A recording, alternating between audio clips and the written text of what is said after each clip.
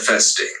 How to cultivate inner peace, release self-doubt, and manifest abundance with emotional intelligence, law of attraction, and powerful affirmation.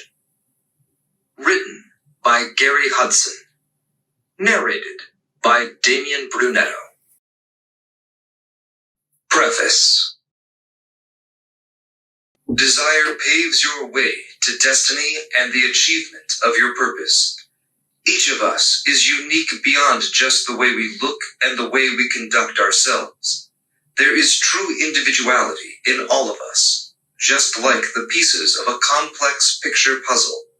It's only when you put it all together do you see the final image, the combined purpose of each individual piece. With just a single piece missing, even if the entire puzzle is made of a billion pieces, the entire image is incomplete. Each piece of that picture puzzle serves a purpose to communicate the full nature and extent of the image, just as each of us represents the nature of the universe that is a part of us. Our desires and inspiration come from a source within us. That source is part of the energy that makes up the fabric of the universe. It is the same source that communicates what we need and forms the fabric that brings forth the laws of attraction. We have many names for it depending on the language of your preference. In Sanskrit, it is called Atma. In Latin, it is anima. In Gaelic, it is anam. In English, we call it soul. The soul is not in your body the way water fills a vessel. The soul is in your body the way a grain of sugar is sweet, or a salt crystal is salty. Your soul is the energy within each molecule of you, and makes you uniquely you. But it is also part of a larger matrix of energy. This complete matrix of energy is what we call the universe. Within this matrix of energy are the fundamental forces of nature that combine in different ways to result in various phenomena. These phenomena, I must stress, are not separate from the energy. They are a part of it.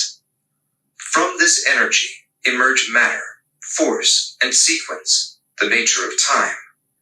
Matter, like atoms and protons, for instance, are just strings of energy that vibrate at a certain frequency to give it the illusion of being solid. Science has found that at the very fundamental level of matter are these tiny strings of vibrating energy called quarks. Put a few quarks together in one configuration and you get a proton. Put them in a different configuration and you get a neutron. This makes quarks, protons, and neutrons just tangible aspects of energy. What's amazing then is that those protons and neutrons, when put together, start to form elements. Just take one proton and on its own, you have hydrogen. If you put two protons together, now you have helium. Keep adding protons and neutrons and you start getting all the elements one can find on the periodic table. Among them, of concern to us, you will find carbon, oxygen, hydrogen, nitrogen, calcium, and phosphorus. Those 6 elements, by the way, make up 98% of the human body. The remaining 2% consist of trace amounts of other elements, all made of different numbers of protons and neutrons. The point I am making here is that your body is made up of elements. Those elements are made up of the fundamental particles of protons, neutrons, and electrons. And those particles are made up of groups of vibrating energy strings. So you see, in essence, you are made up of 100% energy, the same energy of the universe. This should bring but the realization that you, the car you drive, the fuel that powers it, the house you live in, everything you can think of and beyond, are all just different configurations of energy. Science is slowly starting to come to terms with this. The true knowledge of who we are and what we can do is already contained within each of us. You can find it if you are willing to look reflectively, deeply, and reverently. If you permit me, I shall be your guide as we move through this book to finding the truth that you already hold within you. Once you realize the basic truth that we are just large amounts of matter configured in different ways, tissue, bone, blood, neurons, and so on, and that all matter is part of the same energy matrix, then we can make our way to understand that we are energy manifested as matter, which is, in turn, manifested as life. Energy and matter exist in balance and give rise to force. The next leap in understanding to complete the picture is that the movement creates force and movement is created by force. They are interchangeable and reversible. If you apply force to matter, it will move. And if you take matter that is moving, it can apply force. This is a presentation of the nature of our universe. Like this, there are many observable phenomena that give us insight into the nature of things. One such observation is the relationship between force and matter. Just as force moves matter, matter can create force. The fungibility of force and movement can be seen in a simple game of pool. You use force to move the cue. The cue impacts the cue ball with force creating movement, and that moving cue ball hits the target with force. See how force, matter, and movement relate. Well, the same happens to us physiologically. When you are in a lazy state, it is difficult to get up and do anything enthusiastically. But if you were to get up and you start jumping around, do you start to feel active? Of course you do. You were able to will yourself to generate movement that in turn gave you the enthusiasm to change states, from lethargy to an active state. Why would we talk about this when the book is about manifestation? All too often we find that we do not get what we want in life. In other words, the reason we don't make our dreams a reality is that we don't know how to get what we desire, except by working hard or stealing it. Working hard for something is, of course, the better of the two options, but it is still suboptimal. What is more important is that you should be able to manifest your dreams in this reality we live in by attracting the opportunity, the resources, and the necessary will. To be able to manifest your dreams, you should understand what drives your inspiration, what fuels your desires, and what resonates within you when you want something. When you put all that together, what you have is the comprehensive ability to envision your desires and attract the resources and to manifest the outcomes. Life on this planet. The fundamental physical resources at your command are the faculties of your brain and the pressures of the needs of your body. Your body is the one that is advocating your raw instincts. It is based on hunger and reward. It is a chemical equation. When your body wants you to do something, it creates a hunger in you that is palpable. The emotion in that is rather unpleasant, and as we are instinctively wired to solve whatever makes us feel unpleasant, we go about finding the solution. When you give in to what the body wants, it rewards you with pleasure, even to the point of flooding the rest of your brain with feel-good neurotransmitters like dopamine. It's hard to walk away from this carrot-and-stick approach, and so what you have are competing needs. The body needs to fulfill its purpose, which is to survive and extend survival by procreating. On the other side of the equation is the mind.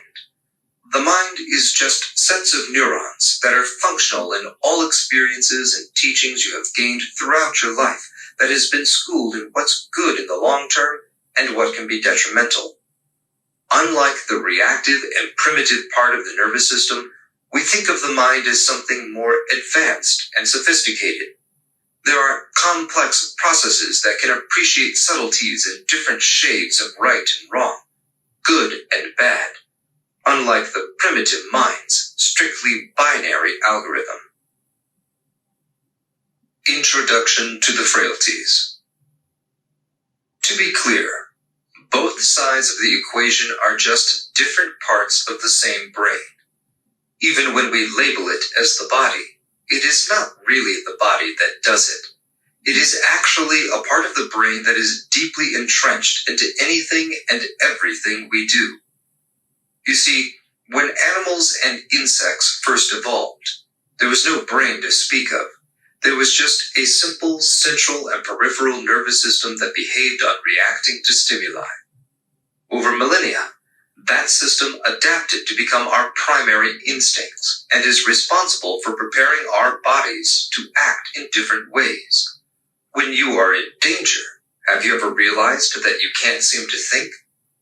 Most people can't think their way out of much when they are in fear or when they have a panic attack. That's because the part of your brain that is overpowering everything is the animal instincts in you. As we evolved, we started developing higher thought and even imagination. We could foresee and we could plan, but all those developed parts of the brain that grew on top of the part of the brain that drives us with instincts. The reason you can't seem to think or move when you are in fear or panic is that the lower brain functions control the rest of you. It can freeze you, animate you, and do all of this independently from rational thought. When your body craves sugar, or that sports car, or that smoke, it's about the body that is actually controlled by the primitive part of the brain. When you try to overrule it, it is coming from logic and conscious processes. When those are at odds, and are most of the time, the inner tussle can be a noisy affair. Noisy enough to distract you from what you really need to get accomplished in the world that is outside the boundaries of your skin. A higher power. It was mentioned earlier that there is one more actor on this stage that sees the constant battle between your mind and body. That actor is the one that realizes the two parts exist. It is the part of you that realizes there is a voice of reason and a voice of indulgence. The third actor on this stage, in many cases, is that part of you that is reading this text. We face challenges in trying to distinguish which actor to follow with the next course of physical action. Do we pick up that cigarette? Do we do that deal? Do we hire this person? One way to identify the actors is to detect the method of their communication, their language, so to speak. The language of your reasoned thought is the language you primarily converse in. If you are an English speaker, your reasoned thought communicates in English. On the other hand, your primitive side, the body, speaks in feelings of discomfort and of bliss, the stick and the carrot. It doesn't communicate in any verbal language, and if you can hear the voice say things like, "I don't feel comfortable," that's just your rational mind interpreting your primitive brain and giving you the ability to communicate that outwardly. The actor in the middle who watches both, the impulsive instinct and the logical thinker, has his own language too. It is the language of silence. The language is usually drowned out by the chaos and the noise of the outside world and the incessant battle that rages between the voice and the feeling. The one problem in all this is that the voice, when it releases a command or suggestion, sounds a lot like the voice of the body. It's more of a feel, a gut feel, than meaningful words and structured sentences. It sounds nothing like the language of the logical mind. This causes a problem because whenever you act on the instructions of this silence and things work out right, you credit the feeling, the language of the primitive mind, for it, and you start to doubt logic. When logic is right, you think it's the feeling that let you down. We all have this massive confusion playing in us, and it gets worse over the years, especially for those who do not learn to sort it out or meditate. The problem is that the three actors have different purposes, and wisdom is what teaches us to choose which to listen to. But when it comes to business, career, and other sophisticated areas of our life, The last thing you want is a primitive actor calling the shots, or a logical actor who has less than all the facts to direct your action. The actor that is most reliable in executing higher functions, from business decisions to relationship decisions, is the actor who is the one who communicates with the use of silence. I am hard-pressed to call it a soul, but I am also aware of the baggage the term creates. It really is a form of energy that has no particular shape or form, and does not reside in any particular organ. It's everywhere. That soul is not a ghost-like spirit that we are used to seeing on TV. That soul is part of an uninterrupted energy that flows in us, around us, and within everything in the universe. Have you heard about the law of attraction? Well, there are many permutations and versions of it. You should listen to talks by Alan Watts or motivational videos by some of the other proponents of the law of attraction. And what you will start to realize is that all those times when the law made no sense to you was because you were missing the key piece of information that unlocks everything. That key piece of information you need to know is that your soul is the energy that is part of a larger body of energy. And when you speak the right language, you vibrate across the universe. It's that simple. Many of us can turn on that vibration at will. Many of us can't. But there is one way we can control ourselves so that we can learn how to turn this ability on, and that is with constant meditation. Meditation gives you that vibration.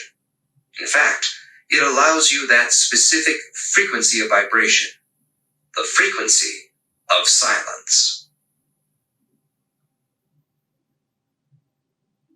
Introduction. Manifestation is a simple process that has become overcomplicated and highly misunderstood. It feels like something out of a fairy tale because we are so caught up in the hustle that we have forgotten that it's not really supposed to be so difficult and yet so unrewarding. We have forgotten that we are not supposed to slave so hard and get so little. We have forgotten that we are supposed to balance our time with our family and to be able to stop and smell the roses and see the world. The core of what we have forgotten is a power that is within us that allows us to do more. How much more? I can't tell, because how much more you can do is not a universal constant. It is within the individual to determine how far he goes.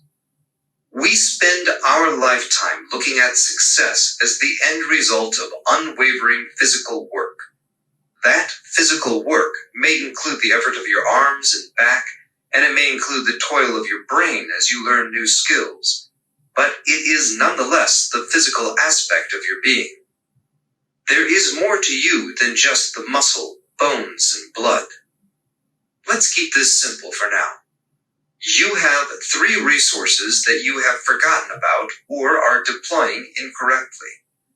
This book is about waking those 3 resources and putting them back to use so that you can go out and fulfill your purpose. Your first resource is the resource of the body. You need this body. You rely on this body to get you from A to B. You rely on this body to provide your mind with energy, mobility, and dexterity. You need this body to forage for food and then convert it from the pleasurable experience of eating and tasting to energy that propels it to the next tasks and for energy to power your brain. You rely on this body to do tasks and accomplish things. Your second resource is that of your mind. Your mind is different from the brain. Your brain is just an organ that is part of your body. Your mind is one that absorbs knowledge and wisdom. Your mind gets you to do things in ways that your body would never comprehend. Your body can prepare a field for planting by toiling away at it. Your mind, on the other hand, will think of a machine to do it better and faster. When you just use your body to achieve, you get only 1/10 of the way. When you use your mind in conjunction with your body, you get 3/10 of the way. Your third resource is the energy of the universe that is within you. And by extension, your third resource is the universe itself, because that energy that is in you is one fabric.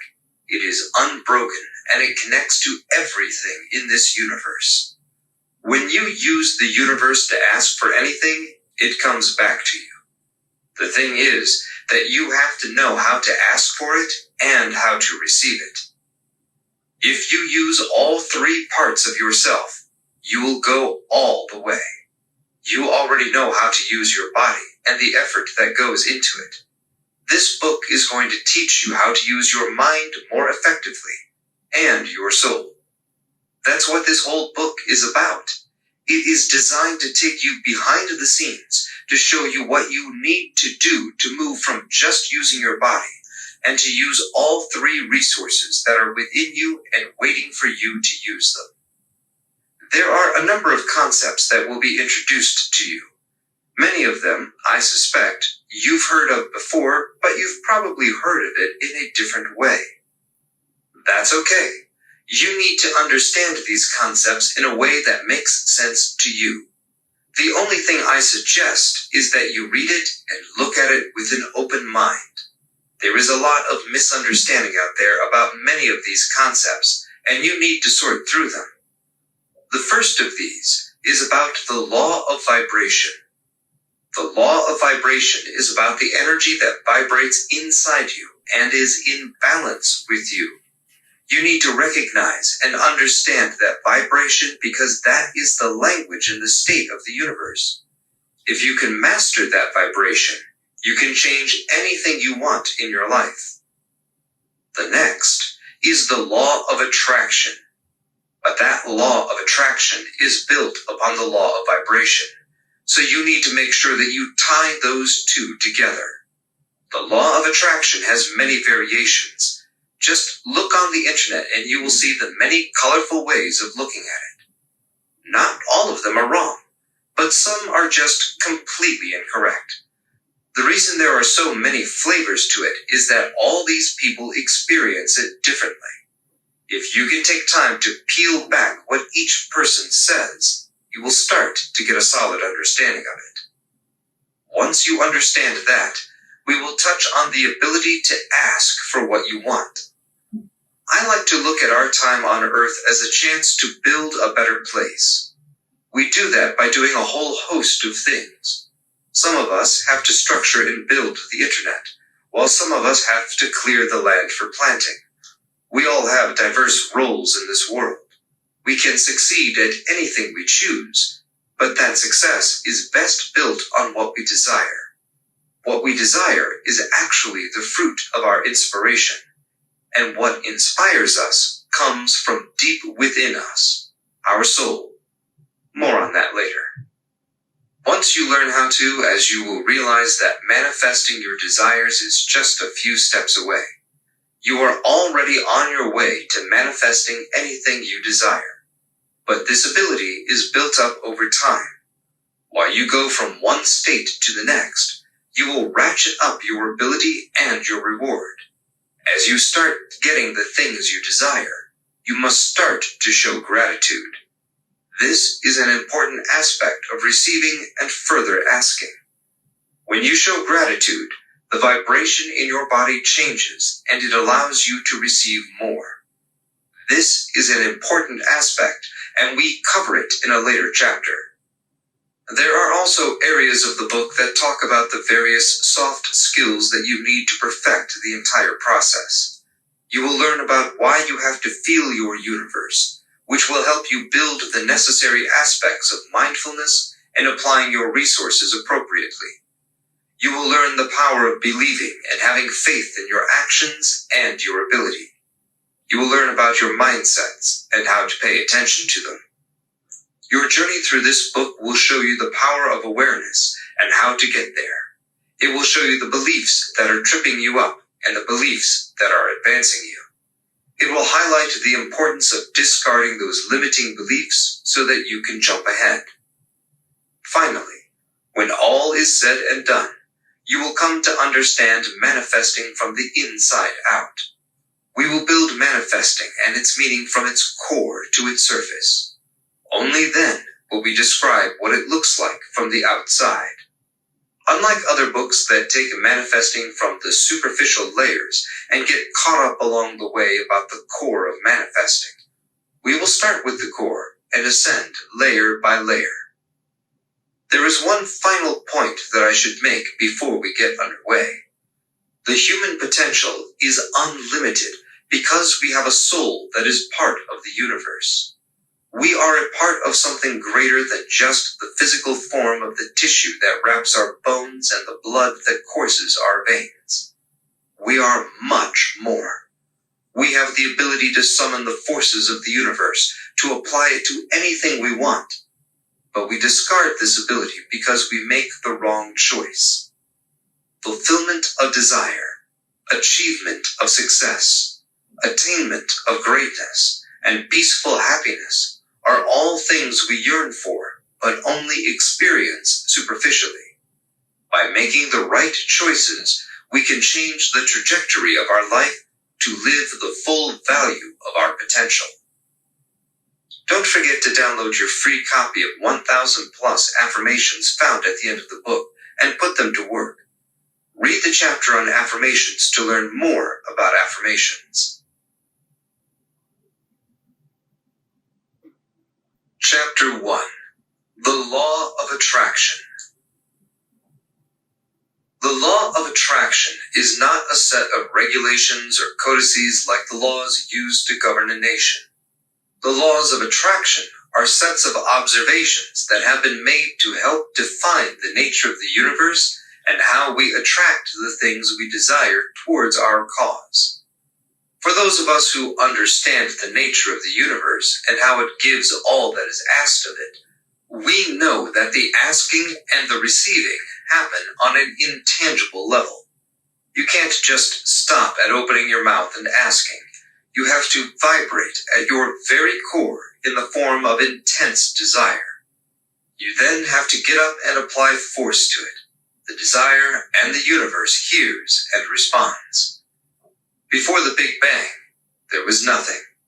A deep and profound emptiness that still exists today beyond the boundaries of the bubble we call the universe. Within this bubble comes the fabric of energy that gives rise to matter, force, and time. Shift your perspective a little and consider the smallest manifestation of matter that you can think of. In the interest of coherence, let's start with a molecule. Let's say a water molecule. 2 parts hydrogen and 1 part oxygen. These are elements. Take hydrogen and break that down further, and you will find a proton and an electron. In other elements, you will also find neutrons. Just like any other element, you will find the same proton, neutron, and electron in oxygen as well, just a different number of them. The same with gold, silver, iron, and any element of the periodic table. Break any proton and neutron, and you will find quarks. Keep breaking it down, and finally you will come up with just a vibrating string of energy. That's all matter is. At its most fundamental level, matter is not solid. It's just energy vibrating at a certain frequency. Think about that for a minute. One of the things that most people are most certain about is actually an illusion. Solid is not actually solid.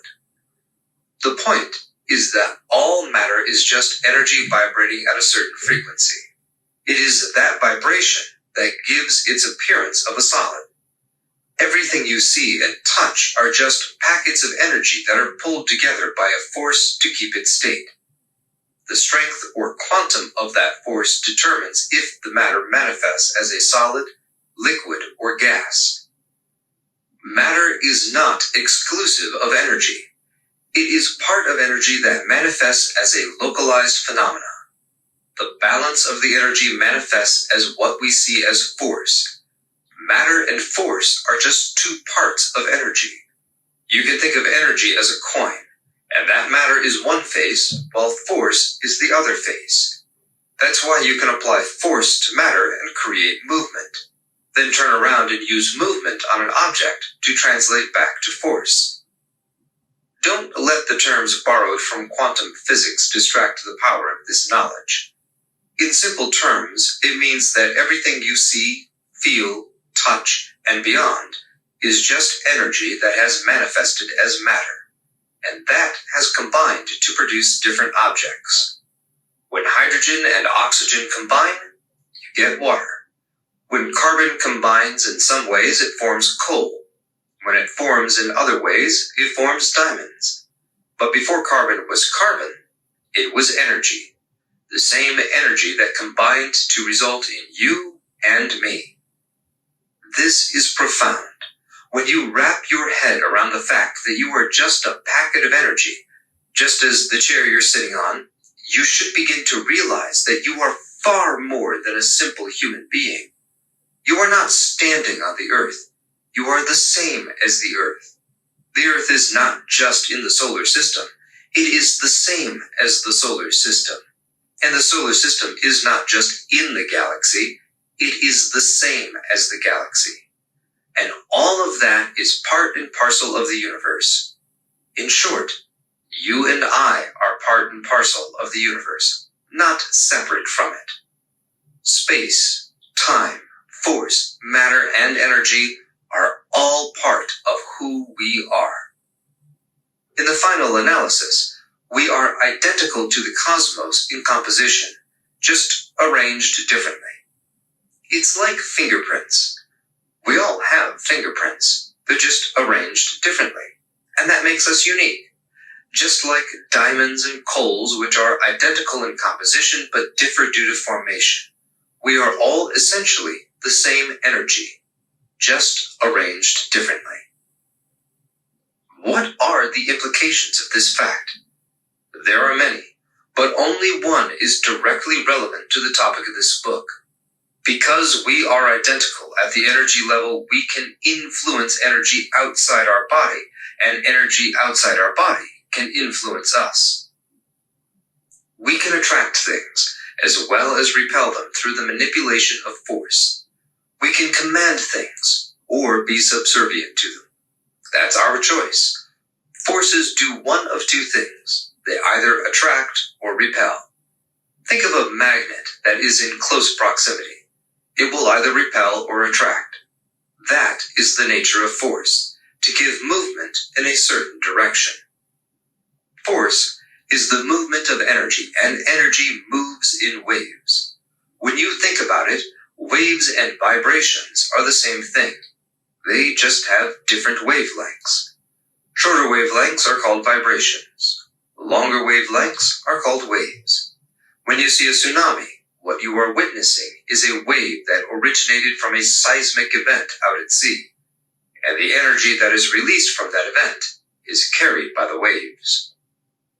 In the same way, waves can travel through the atmosphere as well as through the dark matter of space. Not all waves are created in the same way, and not all are detectable in the same way.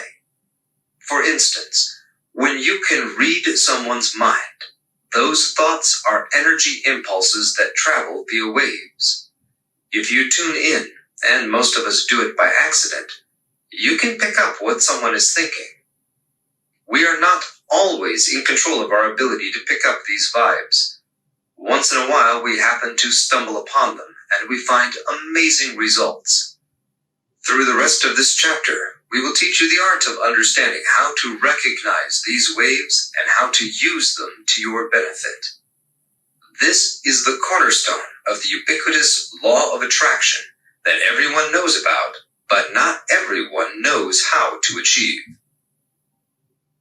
Vibration profile. Your entire being, from the tissue of your beating heart to the tips of your fingernails, carry a certain vibration because they are made of matter. And we all know that matter is the vibrational state of energy. Energy can be recomposed to be force and matter. Force has the ability to move matter, and matter can carry force, which you know to be momentum. Think of ice floating in water. The water can move the ice, and both are the same thing, just at different states of vibration. Underneath space and time is a fabric that connects every animate and inanimate object, from people to thoughts, from planets to empty space. Science has finally confirmed its existence, something ancient meditation gurus have known all along. In scientific parlance, it is called fields, and each fundamental particle has its own field. A vibration in that field gives rise to the building blocks of matter. When they run tests in the Large Hadron Collider in Switzerland, it is not really to find particles. It is actually to find the fields that give rise to these particles, and they have been immensely successful. By now, it must be apparent to you that you are indeed an object that is in a constant state of vibration, like a tuning fork. Through this field that's vibrating to make you, you are connected to everything else in this universe that is made of energy and matter. You are as connected to your twin as you are to the rock salt buried deep beneath the Himalayas.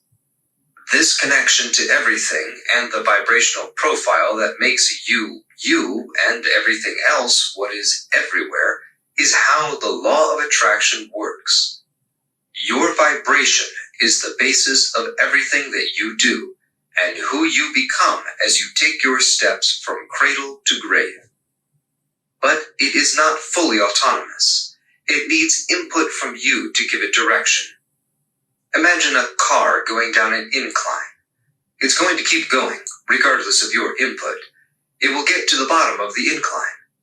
If you take control of the car, you can dictate where it will go. In life, you will attract all sorts of things into your life without you realizing it. The thing you have to do is control where you take the results of this power. You vibrate at a given frequency no matter what you do, but you can control that through various means. Exercise is one way to control your vibration. Meditation is another. Exercise, dance, techno music are all ways to increase your vibrational profile, while meditation, sleep, classical music, think Bach, Vivaldi, and Tesserini, will lower your vibration. Walking is also a method of manipulating your vibration profile. You have a vibration profile that you are born with. That is the vibration that manifests as you. But you can move that around in any number of ways as just described. Each individual has to find the way that best controls their vibration. A good rule of thumb is to get the appropriate activity for the individual to control his vibration is to look at body type. Determining your vibration profile. There are 3 general vibrational body types. The first is the person who can never seem to gain weight no matter what he eats. These people are highly strung and very energetic. If this is you, the best way to control your vibration is to learn to practice mindful meditation. You want to tune it down. If you are the chubby type and no matter what you do you can't seem to get the pounds off, and you have very oily skin, then the best way to affect your vibrational energy is to do aggressive workouts at least once a day followed by deep breathing exercises. You want to raise your vibrational profile. For the third body type, you are the one that is neither of the first 2. To get your vibration in order, the best exercise for you is to eat frequently, whenever you are hungry.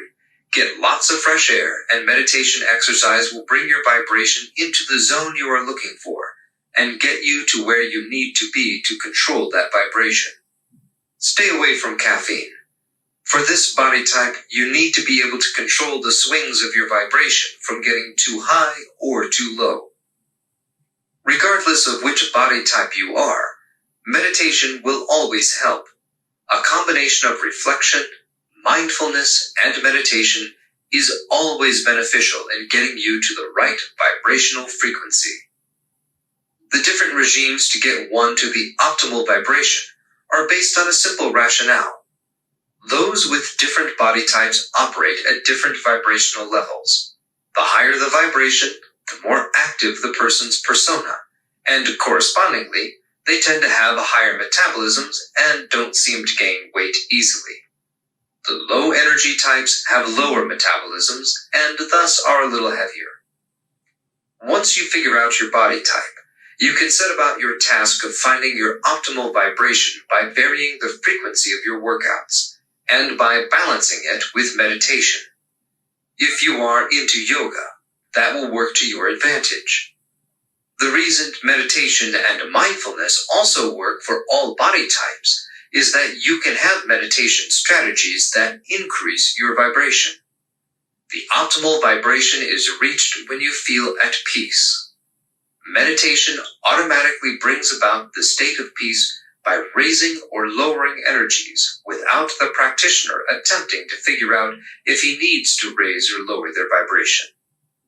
Remember, it's all about the vibration, and once you get into the habit of striking the right frequency of vibration, your ability to invoke the leading edge of the law of attraction will come as a natural progression to your efforts. The simple law of attraction. You've seen how you can take control of your vibrational frequency and how that will get you into a state of peace. When we speak of peace in terms of the law and in terms of meditation, we are not discussing the lack of conflict. We are describing the natural state of things. The feeling you get in the depth of your being when everything is exactly where it should be and your mind is as clear as a bell. Peace is a specific state of vibration. True desire is another state of vibration. Sadness is also a state of vibration.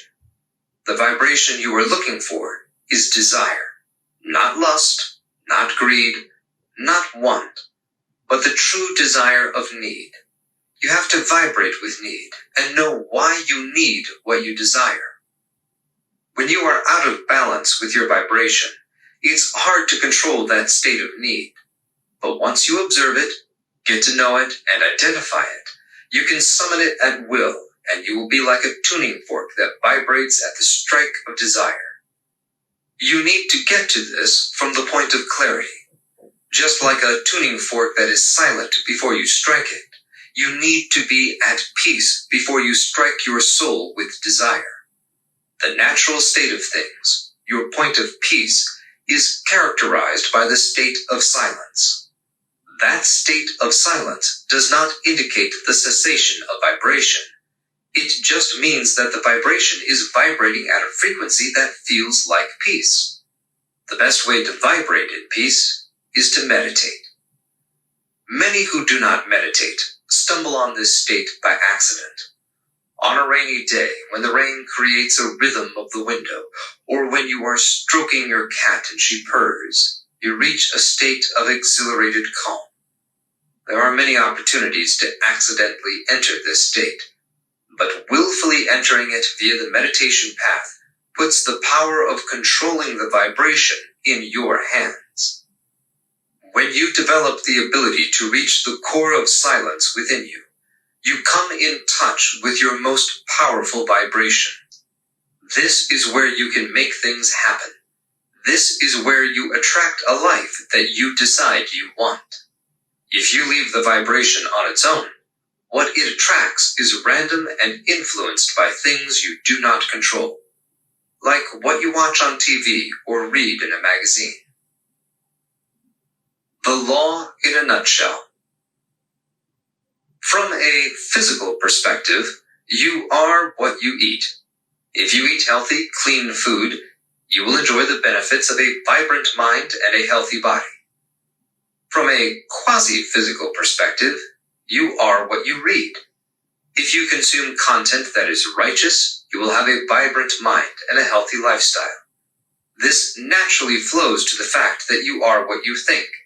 If you think positively, you will enjoy the benefits of a vibrant life within the ecosystem that surrounds you, because you will attract the same vibrations that you emit. These examples are ones that exist in and around the physical realm of our lives. It is the cause and effect of things that happen in the world we can touch and feel. When you pick up a glass of water and consume it, that has the physical effect of hydrating your body. There are other realms of life that we can't detect by using senses that are designed to operate in the physical realm. So when you use your eyes and ears to detect something that is outside this physical realm, you're not going to find it. It would be foolish to think just because you don't see it, it's not there. Think infrared pulses that go from your TV remote to the TV sensor. You don't see it, you don't hear it, you don't smell it, you can't feel it, and you can't taste it. But it is certainly there. In the same way, the deeper realm of your existence, the part of you that connects to the rest of the universe, is undetectable by the senses of the physical realm. But they are there. How do we know this? Scientists in England and the United States have found a quantum device buried deep within the physical brain that is said to be able to transmit at the quantum level. Scientists are beginning to realize that this may be the antenna we use to connect with the rest of the universe. Defining the meaning and scope. The law of attraction that we are all used to is simple in its definition. Whatever you are, you attract. Whatever you feel, you attract. Whatever you desire, you attract. Whatever you are afraid of, you attract. Whatever you hate, you attract. Basically, whatever occupies your soul in fervor and intensity, you attract. This happens because whatever state we are in, we trigger a corresponding vibration. When that vibration is triggered, it attracts similar vibrations back to itself. When you look at that definition, the obvious theme of it is that things that are the same attract itself. The definition is fairly simple, but we will break it down into its constituent components over this chapter and the course of the remaining chapters. The first part of being whatever you are draws on the concept referred to in the preface and introduction chapters of this book. This is the part of you that you have no control over. It is what you are born with, your vibrational profile, and how you are raised. If you were born inherently positive into an inherently negative home, you are going to have a lot of mixed results. Because of this part of the law, you must make the conscious effort to stay away from drama and negativity. If you think something is against you, it is. If you think you can do it, you can. If you think you can't do it, you can't. It boils down to your mindset and how you condition yourself. Your mindset determines how your vibration works to a large degree. The second part of the definition deals with how you feel. If you feel blue, you're going to attract a lot of negative emotions. There are many people that hear a song on the radio and suddenly start feeling blue. And lo and behold, in mere moments, things that deserve the state of being blue come knocking on their door. Then it just compounds with time. Never give in to this. Break out of this as soon as you can. Listen to some uplifting music or go for a workout to break the spiraling situation.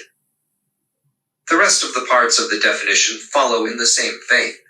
If you are in a certain way, that's what you will attract. So the point is to be aware of how you are feeling, what you are thinking, and what you believe in. For instance, a lot of people believe in bad luck, especially the kind of bad luck that follows from an event. Let's say breaking a mirror. The actual mirror doesn't do anything, but the person's belief makes them think they have bad luck, and the law of attraction will make sure it happens.